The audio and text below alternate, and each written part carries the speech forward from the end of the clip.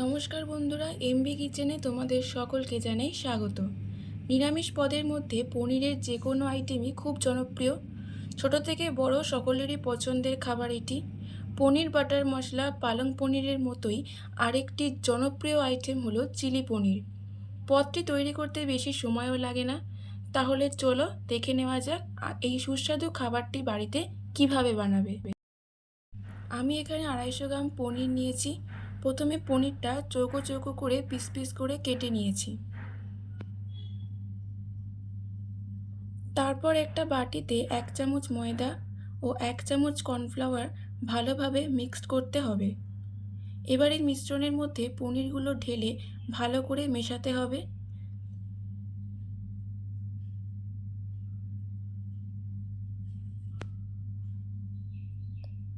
তার মধ্যে সামান্য নুন দিতে হবে। অন্য একটি পাত্রে জল ও 2 চামচ কর্নফ্লাওয়ার দিয়ে গুলে রাখতে হবে।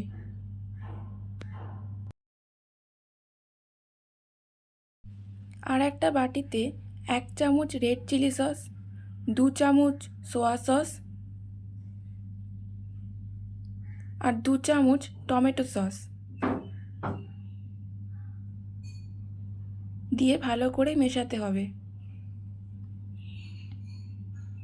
তার মধ্যে দিয়ে দেব 1 চামচ কাশ্মীরি রেড চিলি পাউডার।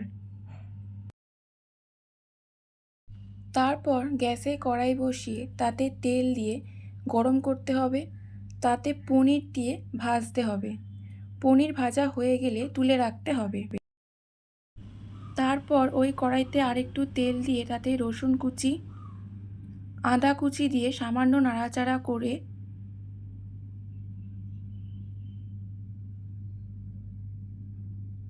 তার মধ্যে কিউব করে কাটা পেঁয়াজ দিয়ে নাড়তে হবে। তারপর ক্যাপসিকাম দিতে হবে।